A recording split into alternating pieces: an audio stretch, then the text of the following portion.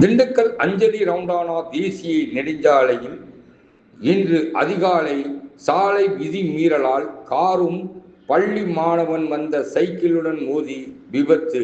காயமின்றி மாணவன் உயிர் தப்பினார். திண்டுக்கல் மைய பகுதியாக உள்ள அஞ்சலி ரவுண்டானா பகுதியில் பள்ளி மாணவன் சைக்கிளில் வந்தபொழுது விதி மீறலால் வந்த காரினால் விபத்து ஏற்பட்டது.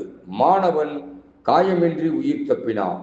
திண்டுக்கல் மைய பகுதியாக போக்குவரத்து அதிகமுள்ள பகுதியாகவும் உள்ள இடம் அஞ்சலி ரவுண்டானா ஆகும். அரசு அலுவலகங்கள் உள்ள இந்த பகுதியில் நெடுஞ்சாலையில் ரவுண்டானா பகுதி உள்ளது.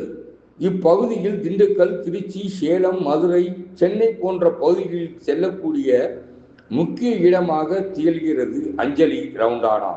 அதோடு திண்டுக்கல் நீதிமன்றம், காவல் கண்காணிப்பாளர் அலுவலகம், மாவட்ட ஆட்சியர் அலுவலகம், பத்திரப்பதிவு அலுவலகம், தொழிலாளர் நலத்துறை அலுவலகம் என அரசு அலுவலகங்கள் ஏராளமாக இந்த பாதைதான் முக்கியமான பாதையாக உள்ளது.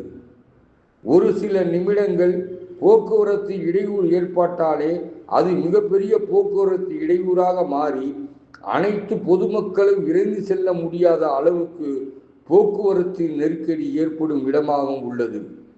இந்த இடத்தில் காவல்துறையினர் இரவு பகல் என்று போக்குவரத்தை சரி செய்தாலும் எத்தனை வழக்குகள் இருசக்கர வாகனங்கள், 4 சக்கர வாகனங்கள் மீது பதிந்தாலும் இந்த பொதுமக்கள் மன வைத்தால் மட்டுமே இது போன்ற விபத்துகளை தடுக்க முடியும்.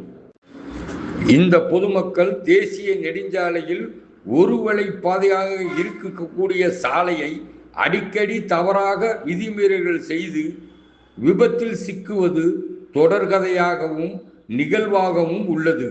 இந்த விபத்தில் உயிரிழப்புகளும் பொருட்சேதமும் அடிக்கடி ஏற்படும் நிலைமை உள்ளது.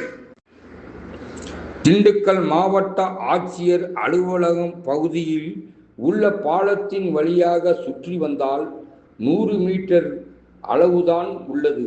ஆனால் இந்த பொதுமக்கள் அதை பயன்படுத்த பொறுமை இழந்து தொடர்ச்சியாக விதிமுறை ஈடுபடுவதால் தினசரி விபத்துக்களமாக மாறுகிறது. இதற்கு காவல்துறை, மாவட்ட நிர்வாகம், தேசிய நெடுஞ்சாலைத்துறை ஒருங்கிணைந்து விதி மீறல்களை மீறி செல்லாமல் இருக்க மாற்று திட்டமான டயர் கில்லர் போன்றவற்றை சாலையில் பதிக்க வேண்டும். அந்த திட்டத்தை வகுத்தால் மட்டுமே இந்த பகுதியில் தவறான பாதையை பயன்படுத்துபவர்கள் தவிர்க்க முடியும் என்பது நிதர்சனமான உண்மையாக உள்ளது. விரைந்து நடவடிக்கை எடுக்குமா மாவட்ட நிர்வாகம்?